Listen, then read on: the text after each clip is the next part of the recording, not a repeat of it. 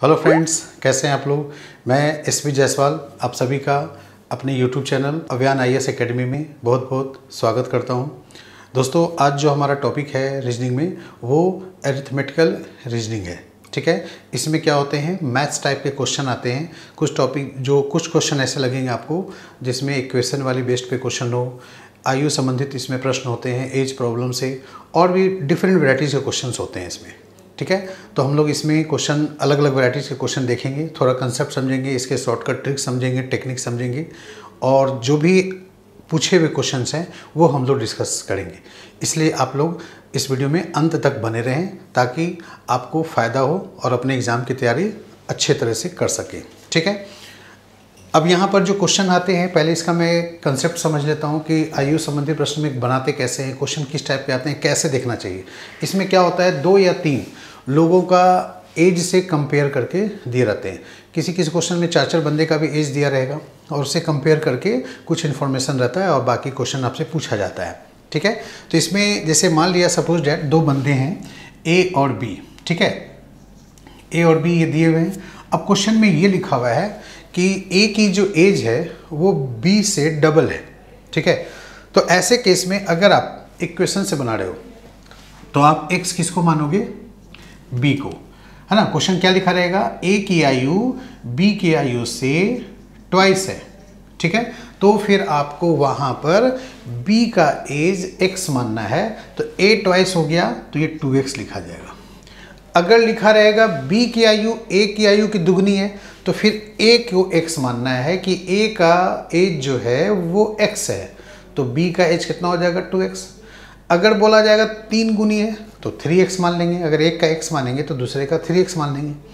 ठीक है, तो हमेशा छोटे वाले का ही एज मान के बनाना चाहिए। ठीक है ना।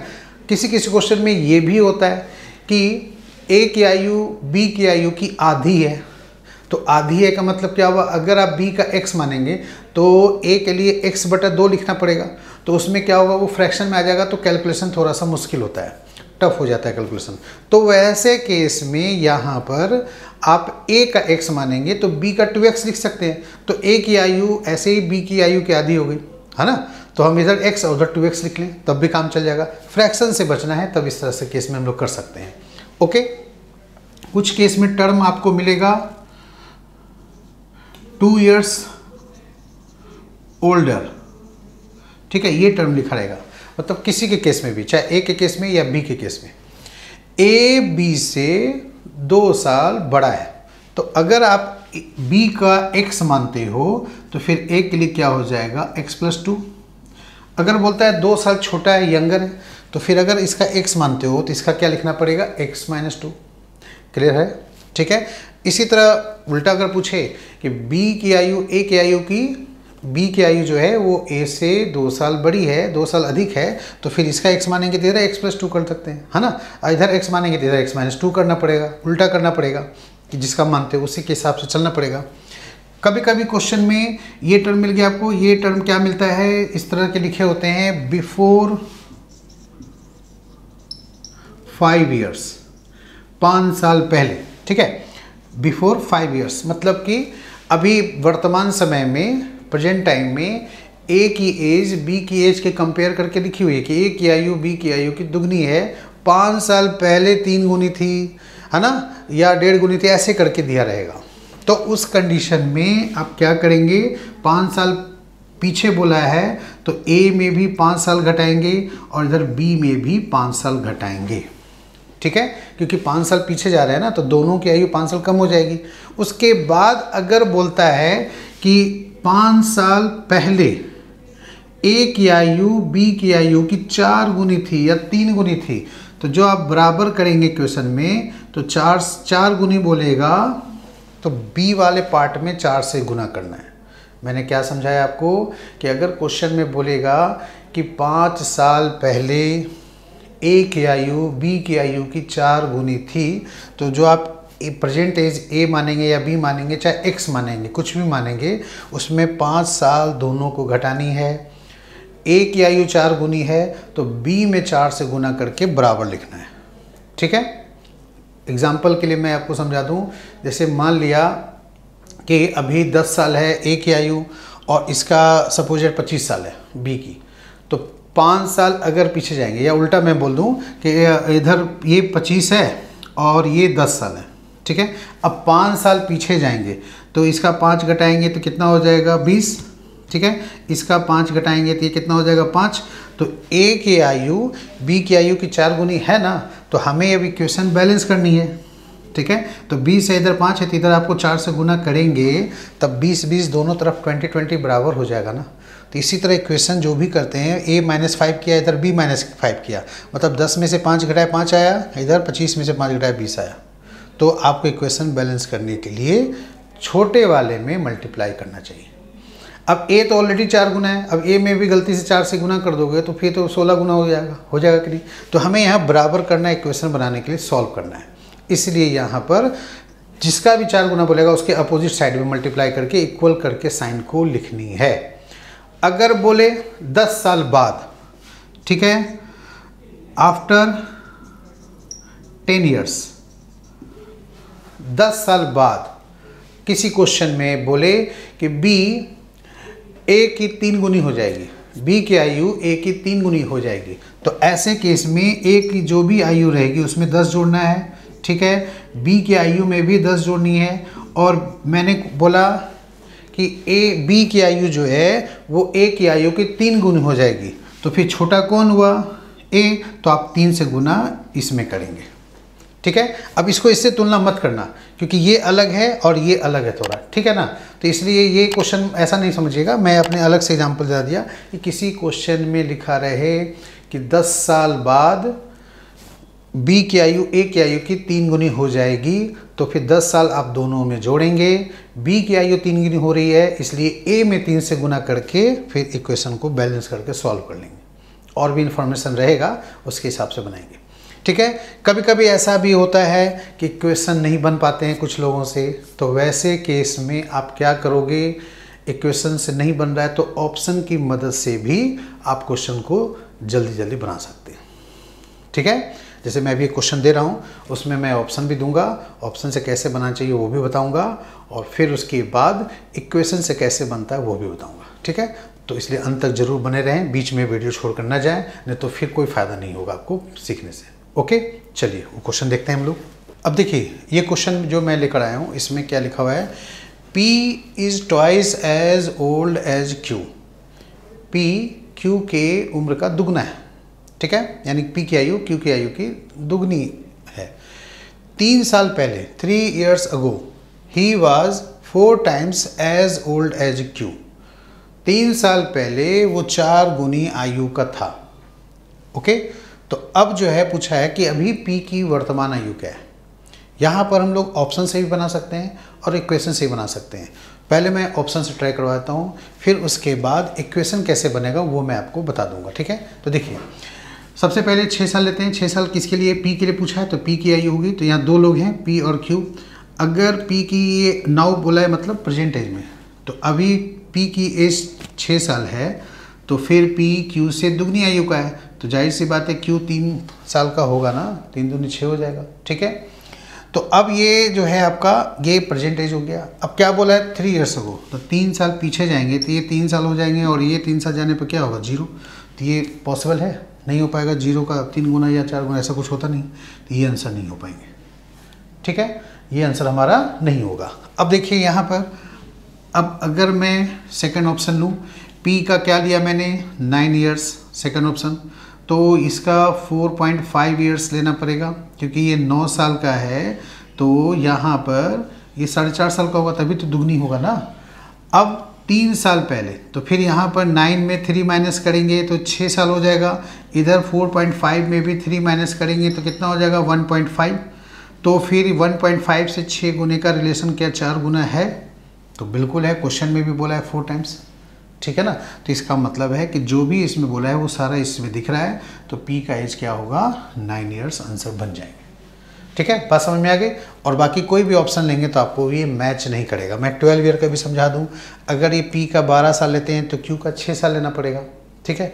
अब 12 साल में आप 3 साल घटाएंगे तो 9 साल आएगा। उधर 6 साल लिया है आपने, 6 में 3 घटाएंगे 3 आएगा, तो 3 का 9 का 3 गुना होता है। तो अगर यहाँ 3 टाइम्स लिखा होता तो आंसर 12 ईयर्स आता, लेकिन 4 टाइम्स लिखा है इसलिए आंसर 9 ईयर आएगा। और हमें P का पूछा है तो इसलिए P का 9 साल होंगे, और Q का पूछेंगे तो 4.5 साल हो जाएगा। ठीक है, तो हमें यहाँ पर जब इक्वेशन बनानी है तो ऐसे केस में छोटे वाले का मानना है। ठीक है, तो ये तो ऑप्शन समझा दिए कि 9 साल आंसर आएगा। अब इक्वेशन से मैं आपको समझा देता हूँ कि इक्वेशन से आप कैसे यहाँ पर बनाएंगे। ठीक है, तो आपको इक्वेशन बनाना है, छोटे वाले की एज माननी है। लेट क्यूज एज, क्यू का एज x मान लिया, तो फिर p का एज कितना होगा, ट्वाइस है तो 2x, अगर थ्राइस लिखा होता तो 3x लिखते हैं। ठीक है, ट्वाइस लिखा है तो 2x होगा। अब बोला क्या है 3 साल पहले, तो 3 साल इसमें भी घटाएंगे और फिर p में भी घटाएंगे, दोनों में घटेगा ना। तो 3 साल पहले p जो है वो 4 गुनी आयु का था। ठीक है, तो फिर जब इसको इक्वेशन में हम लोग लिखेंगे 2x - 3 किसके लिए है, p के लिए, और फिर इसके बाद जो है q के लिए x - 3 है। ठीक है, ये दोनों को हमें बराबर करनी है। p के बारे में बोला है कि वो 4 गुने आयु का था, तो 4 से गुना किस में करेंगे, q में। ये हमने आपको बताया हुआ है। ठीक है, पहले क्वेश्चन देने के पहले आपको समझा दिया था। अब इसको बस सॉल्व कर लीजिए, तो इधर 2x - 3 रहेगा, इधर 4x - 12 हो जाएंगे। फिर इसके बाद x को एक साथ कीजिए। ठीक है, छोटे वाले को बड़े वाले के पास भेजना है, और फिर इधर आपका ये इधर आ जाएगा x के केस में, तो आप यहाँ 4x - 2x लिखोगे, तो फिर इधर 12 - 3 लिखना पड़ेगा। अब ये 4x 2x गया तो 2x, और फिर इधर कितना हो जाएगा 12 - 3 9, तो x की वैल्यू यहाँ पर कितना आ गया 4.5 ईयर्स। ये 4.5 ईयर्स x का है, x किसका माना गया था, तो q का एज माना गया था x के लिए। ठीक है, तो वो q का एज निकला। हमें क्वेश्चन में p का पूछा है, तो p का क्या है 2x है, तो ये तो 9 ये यहीं पर आंसर हो जाएंगे ना, ये तो p के लिए था। ठीक है, तो ये हमारा आंसर इक्वेशन से सॉल्व करने पर इस तरह से आ गया। ठीक है, बात समझ में आ गई। मैंने आपको दोनों तरीके से बता दिए, एक इक्वेशन से कैसे सॉल्व करते हैं, और दूसरा यहाँ पर डायरेक्ट इक्वेशन न बनाने आए तो ऑप्शन की मदद से भी बनाया जा सकता है क्वेश्चन को। ओके, चलिए नेक्स्ट क्वेश्चन देखते हैं हम लोग। अब देखिए इस टाइप के क्वेश्चन को हम लोग कैसे बनाएंगे। इसमें क्वेश्चन में क्या दिया है, the ratio of the ages of A and B is 10:9। मतलब कि ए और बी की आयु का जो अनुपात है वो 10:9 है। मतलब ये अभी है, इज लिखा है ना, तो मतलब का अभी प्रेजेंट एज की रेशियो दिया गया है। आफ्टर 10 ईयर्स, 10 साल बाद, द रेशियो विल बी 12:11। 10 साल बाद यह अनुपात जो है 12:11 हो जाएगा। Find the age of B before 3 years. तो आपसे पूछा है कि बताएं बी की आयु 3 साल पहले कितनी थी। तो कब से 3 साल, प्रेजेंट एज जो है बी की आयु निकालना पड़ेगा, उसके 3 साल पहले आपसे पूछा गया है कि 3 साल पहले एज जो था वो कितना यहाँ पर होंगे। ठीक है, तो यहाँ पर जो ए ऑप्शंस गिवन हैं, यहाँ पर आपके 42 ईयर्स लिखे हुए हैं, फिर इसके बाद 50 लिखा है, फिर इसके बाद जो है यहाँ पर 45 ईयर्स है, और फिर उसके बाद 60 ईयर्स लिखा है। ठीक है, तो यहाँ पर हमें यही निकालनी है कि 3 साल पहले इसका एज कितना था बी का। ओके, तो ये पहले मैं आपको ऑप्शन से बताता हूँ कि इस टाइप के ऑप्शन से क्वेश्चन कैसे बनाना चाहिए। ठीक है, फिर उसके बाद हम लोग यहाँ पर इक्वेशन से बनाएंगे कि कितने तरीके से और सॉल्व कर सकते हैं, डिटेल बाद में, पहले शॉर्टकट। तो देखिए अब ये जो ऑप्शंस हैं, ये बी की एज जो है वो 3 साल पहले की दी हुई है। तो प्रेजेंट एज में आने के लिए हम 3 साल जोड़ेंगे ना, तो यहाँ पर अगर 3 साल मैं जोड़ दूँ प्रेजेंट एज निकालने के लिए तो 45 हो जाएगा। इसमें 3 साल जोड़ दें तो 53 हो जाएगा। इसमें 3 ईयर्स जोड़ दें तो 48 हो जाएगा, और इसमें 3 ईयर्स जोड़ दें तो यहाँ पर 63 हो जाएगा। तो क्यों मैंने 3 ईयर्स जोड़ा, क्योंकि क्वेश्चन पूछा है प्रेजेंट एज से 3 साल पहले, तो ये सब प्रेजेंट एज से 3 साल पहले का ऑप्शन है। तो प्रेजेंट एज में आने के लिए हमने 3 साल जोड़ दिया, तो अब ये बन गया 45, 53, 48, 63। अब आप देखो प्रेजेंट एज में ए और बी की आयु का अनुपात कितना है, 10:9। 10 हो गया ए के लिए, और बी के लिए क्या हो गया, 9 हो गया। इसका मतलब जो है प्रेजेंट एज में बी की जो एज होगी वो 9 के मल्टीपल होगी, और ए के लिए 10 का मल्टीपल होगी। तो आप बताओ 9 से मल्टीपल कौन है जो 9 से डिवाइड है, तो यहाँ पर एक है 45, और दूसरा कौन है जो 9 से डिवाइड है यहाँ पर 63 है ना, यहाँ पर 63 है। तो इस केस में दोनों ही 9 से कट रहे हैं, तो आंसर फिर यहाँ पर या तो 45 होगा या तो 63 होगा। बाकी तो ये दोनों ऑप्शन तो कैंसिल ही हो गए, है ना। समझ में आ गई बात। अब यहाँ पर इन दोनों में से आंसर फिर कैसे निकालेंगे, फाइनल कैसे होगा, बिना पेन पेपर यूज किए हुए डायरेक्ट आप कैसे बना सकते हैं 10 से 15 सेकंड में, वो मैं आपको मेथड बता रहा हूँ। ठीक है, अब देखिए 10 साल बाद बोला है, तो 10 साल बाद यानी प्रेजेंट एज जो है, अगर मैं 45 साल लेता हूँ तो 10 साल बाद कितना हो जाएगा 55, और ये कितना हो जाएगा 10 साल बाद, इसमें 10 जोड़ेंगे ना 63 से 73, और ये 45 से 55, 10 साल बाद तो यही होगा। अब जो है 10 साल बाद इसका बी का एज का क्या है रेशियो, 12:11 यानी 11 है। किसके लिए, बी के लिए। तो 11 का मल्टीपल कौन है, 55 है या 73 है, तो 55 है। तो आंसर हमारा कौन हो गया, ये। बात समझ में आ गई। हमारा आंसर क्या हो गया 42 ईयर्स, ऑप्शन के अकॉर्डिंग यही आंसर यहाँ पर सेट होगा, क्योंकि यहाँ पर 9 का मल्टीपल आ रहा है, इसमें 45, और 10 साल बाद 11 का मल्टीपल आना चाहिए। यहाँ पर 9 का मल्टीपल 63 हो रहा है, लेकिन 10 साल बाद 11 का मल्टीपल नहीं हो रहा है, तो इसलिए यहाँ पर ये नहीं हो सकता। अब दो ऑप्शन में ऐसा आ जाए तो फिर इक्वेशन से बनाना पड़ेगा भाई, फिर आप क्या करोगे, है ना, कि ये भी 10 साल बाद ये भी 55 आ गया, और सपोज 10 साल बाद यहाँ भी ऐसा वैल्यू आता जो 11 का मल्टीपल होता, तो फिर आपको इक्वेशन से देखना पड़ेगा। ठीक है, लेकिन इक्वेशन सॉल्व करने के पहले आप इस तरह से चेक कर लो, तो कभी कभी ऑप्शन से क्या होता है, ईजी हो जाता है। ठीक है, तो अब मैं ऑप्शन से समझा दिया मैंने आपको। अब मैं इक्वेशन से बता देता हूँ कि इक्वेशन से कैसे देखना चाहिए। इसमें भी 2-3 मेथड हैं इक्वेशन का। ठीक है, तो मैं दोनों मेथड आपको समझा देता हूँ। तो अब ये ऑप्शन हटा दूँ मैं आपको थोड़ा जगह बनाने के लिए। ठीक है, ऑप्शन आप याद रखेंगे क्या दिया गया था। देखिए, फर्स्ट मेथड आपको ए और बी का रेशियो दिया हुआ है। ठीक है, ए की एज का, बी के एज का, तो इसमें आप ब्रेक करेंगे रेशियो को, तो 10x और 9x में आप कर सकते हो। ठीक है, 10x और 9x में यहाँ पर हो जाएगा, और फिर 10 साल बाद बोला है तो 10 साल यहाँ भी जोड़िए, 10 साल यहाँ भी जोड़िए, और फिर न्यू रेशियो क्या हुआ 12:11। ठीक है, अगर आप बढ़िया से बेसिक मेथड सीखने के लिए बनाना चाहते हैं तो मैं आपको सिखा देता हूँ। फिर दोनों को क्या करते हैं, क्रॉस मल्टीप्लाई करते हैं। 10x + 10 को 11 से मल्टीप्लाई करेंगे तो 110x होगा, प्लस 11 हो जाएगा।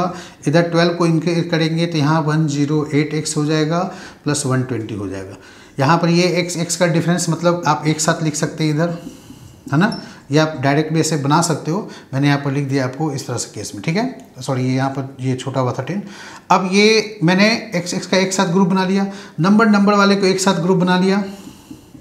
ठीक है, अब इसका डिफरेंस कितना आएगा 2x, इसका डिफरेंस कितना आएगा 10, तो x की वैल्यू कितनी आ गई 10/2 5। ठीक है, तो x की वैल्यू 5 आ गई। तो यहाँ पर ये जो है b के लिए था, तो b का एज कितना है भाई, तो 9x में ब्रेक किया गया है ना, तो फिर यहाँ पर 9 × 5 कितना हो गया 45। अब 45 ये क्या है, प्रेजेंट एज है। अब मेरे को 3 साल पहले जाना है, तो 45 में 3 माइनस करेंगे तो 42 ईयर्स, ये आंसर हमारा आ गया। ठीक है ना, 42 ईयर्स में ये हमारा आंसर मिल गया। समझ में आ गई बात। ये इक्वेशन से आपको ऐसे बना सकते हैं। तो मैंने ऑप्शन से आपको शॉर्टकट ट्रिक बता दिया, समझ में आ गया। दूसरा एक और भी है जो आप दूसरे तरीके से बना सकते हैं, इससे भी शॉर्ट मेथड है। वो शॉर्ट मेथड क्या है बताओ। ये 10 से 12 बना, कितने बाद 2, इधर 9 से भी 11 हो गया 2, ये दोनों का डिफरेंस 2 है, इधर भी दोनों का डिफरेंस 2 है ना। तो ये 2 का जो डिफरेंस आ रहा है, ये 2 का जो डिफरेंस आ रहा है, ये 2 यूनिट्स का जो डिफरेंस आ रहा है वो 10 ईयर्स में आ रहा है। तो 1 यूनिट का डिफरेंस किस में आएगा 5 ईयर्स में, होगा कि नहीं। 2 यूनिट्स का डिफरेंस 10, तो 1 यूनिट का डिफरेंस 5। ये 5 जो हमने x की वैल्यू निकाली थी ना, ये वही 5 है। अब वही 5 को आप 9 से मल्टीप्लाई करेंगे तो 45 होगा, और इसमें मल्टीप्लाई करेंगे 10 से वो 5 को, तो 50 आ जाएगा। ठीक है, तो 45 आ गया, 3 ईयर्स घटा दीजिए, यानी 9 × 5 करने के बाद 3 घटा देनी है, 42 ईयर्स आंसर आ जाएगा। ये मेथड भी छोटा है। ठीक है, लेकिन इस मेथड के लिए दोनों तरफ का डिफरेंस क्या होगा, सेम होना चाहिए। या तो 1 हो, या तो 2 हो, या तो 3 हो। अलग अलग होगा तो फिर ये मेथड इसलिए आपको बता दिया। ठीक है, बेसिक मेथड तो यही है, इससे भी आप आराम से बना सकते हैं। ठीक है।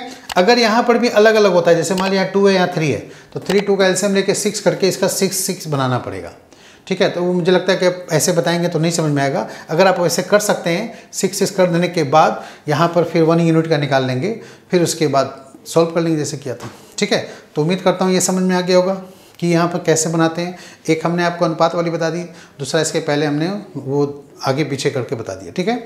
अब मैं अगर 3 बंदे का एज से क्वेश्चन दिया रहे तो कैसे बनाते हैं उस केस में चलिए हम लोग नेक्स्ट क्वेश्चन सॉल्व करते हैं, ठीक है।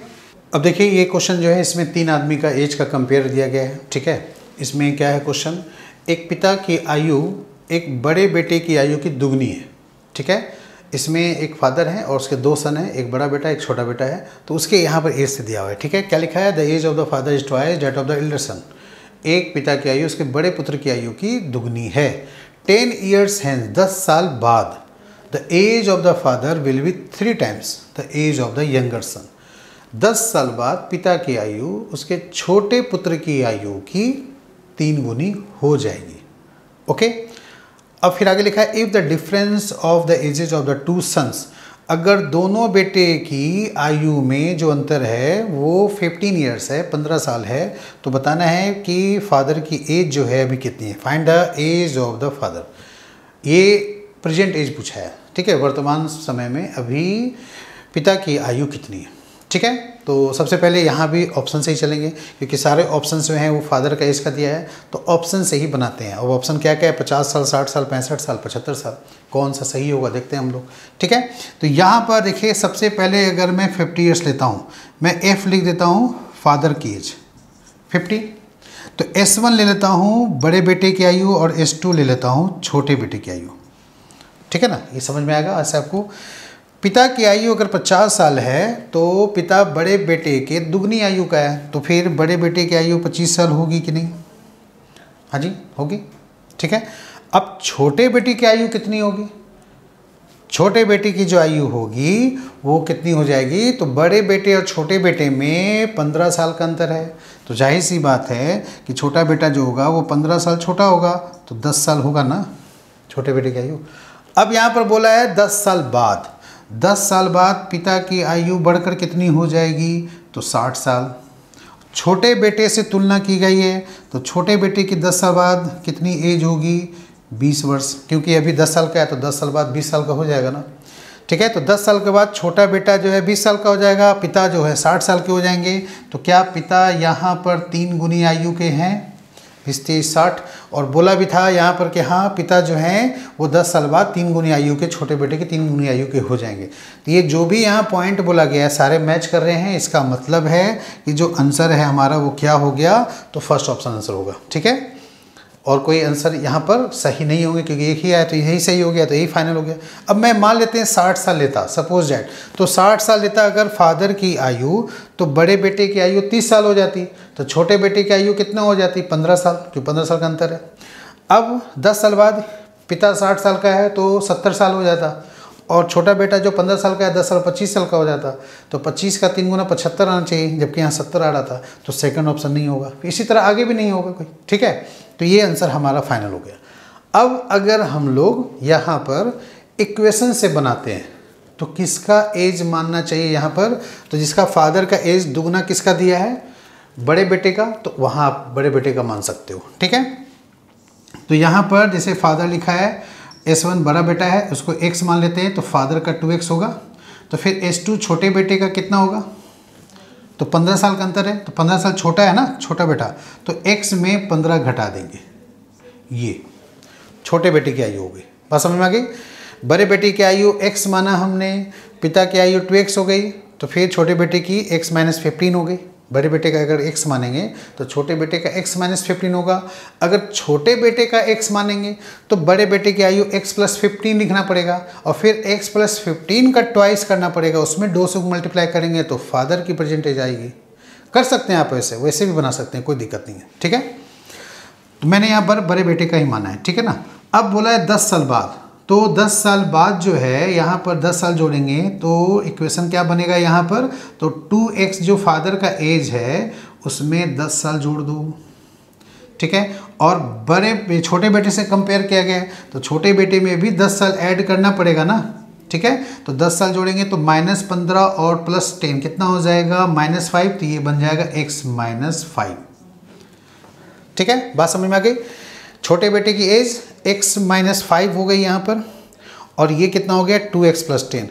अब बोला क्या गया, फादर जो हैं वो छोटे बेटे के 3 गुना है, तो 3 गुना किस में मल्टीप्लाई करेंगे, छोटे बेटे में, तब ये जाकर इसके बराबर होगा। तो जो इक्वेशन आप लिखेंगे यहाँ पर 3x - 15 = 2x + 10, ये हमने जो लिखा शॉर्ट में समझ में आ गया। x - 5 में 3 से मल्टीप्लाई होगी तो 3x - 15 आएगा, वो इक्वल किसके होगा, 2x + 10 के, ठीक है, वो हमने लिख लिया। अब 3x है 2x है, एक साथ करेंगे, इन दोनों का डिफरेंस x होगा ना। मैं 2x को इधर ले आऊँगा तो -2x लिखना पड़ेगा, -15 इधर जाएगा तो +15 होगा, तो 15 + 10 कितना हो जाएगा 25। तो x की वैल्यू 25 आ गई, तो फिर फादर की वैल्यू 2x है, तो 2x है तो 2 × 25 50 ईयर्स, ये आंसर हमारा हो गया, ठीक है। तो इस तरह से जा करके यहाँ पर इक्वेशन से ऐसे आंसर आएगा, ठीक है। उम्मीद करता हूँ कुछ समझ में आया आपको। इक्वेशन से भी मैंने बता दिया सबसे पहले। आप इक्वेशन नहीं बनाने आ रहा है तो ऑप्शन से आप पहले यहाँ ट्राई कर लो, ठीक है। ऑप्शन से भी ज़्यादातर क्वेश्चन बन जाते हैं ऐसे केस में। ऑप्शन से दिक्कत हो रही है, नहीं होता है तो इक्वेशन फिर बनाना पड़ेगा, ठीक है। दोनों मेथड मैंने बता दिया, आप जैसे चाहे वैसे कर लो, ओके। तो आज के लिए मैं क्लास यहीं पर रखता हूँ। इसका मैंने फर्स्ट पार्ट ले लिया है, एज प्रॉब्लम में हमने डिस्कस कर लिया फर्स्ट पार्ट में। नेक्स्ट जो वीडियो अपलोड होगी वो इसका सेकंड पार्ट होगा, और उसमें एज प्रॉब्लम से क्वेश्चन ना होकर जो अलग अलग वेराइटीज़ के क्वेश्चन आते हैं ना, इक्वेशन वाली भी और विदाउट इक्वेशन वाली, वो हम लोग थोड़ा प्रैक्टिस करेंगे, ठीक है। और ये जो डिस्कस करेंगे हम लोग, ये सारे क्वेश्चन किसी न किसी एग्जाम के पूछे हुए होंगे, ठीक है। तो उम्मीद करता हूँ ये वीडियो आपको पसंद आया होगा। अगर आपको हमारा वीडियो पसंद आए तो प्लीज़ लाइक करें, है ना, इसे अपने दोस्तों में शेयर करें और चैनल को सब्सक्राइब करें, ठीक है। और कोई भी अगर कुछ पूछना हो, सजेशन देना हो तो कमेंट बॉक्स में नीचे जा कर के अपना कमेंट में ज़रूर लिखें, ओके।